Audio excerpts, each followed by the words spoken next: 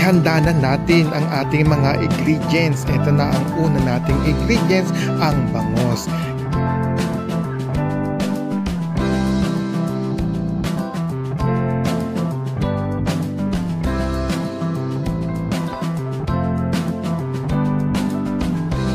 Ang ating mga ingredients, kamatis, siling verde o siling panigang, ang ating luya,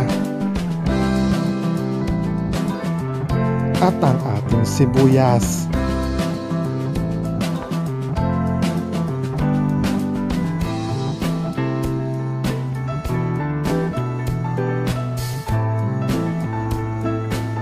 At ang talbos ng kamote. Ito ay option lamang kung gusto nyong dagyan o hindi.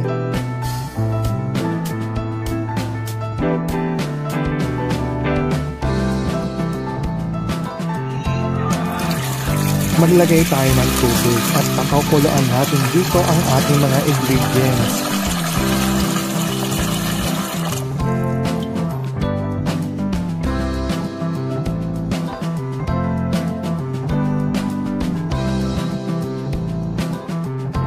Sabay-sabay na natin ilagay lahat ng ingredients, kamatis, sibuyas at ang luya.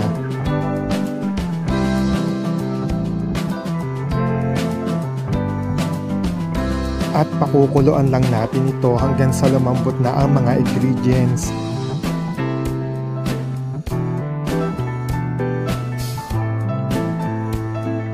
At pagkatapos natin pakuluan ay ilalagay na natin itong ang bangos.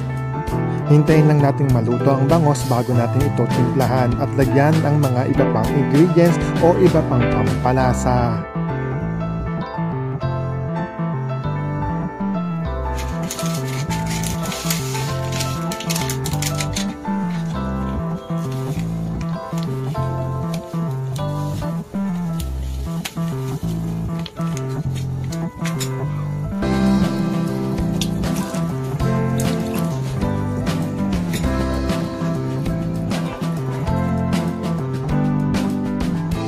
Ilagay na natin ang sili.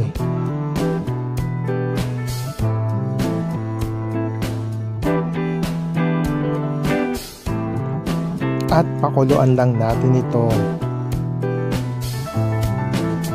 At pagkatapos ng ilang minuto ay ilalagay na natin ang kanyang gulay. Itong ang talbos ng kamote.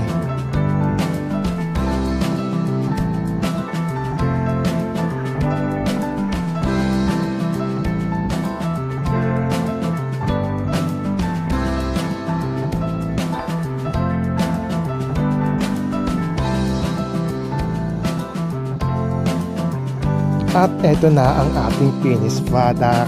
Pwede na tayong kumain ng sinigang na bangos. Enjoy! Thank you for watching!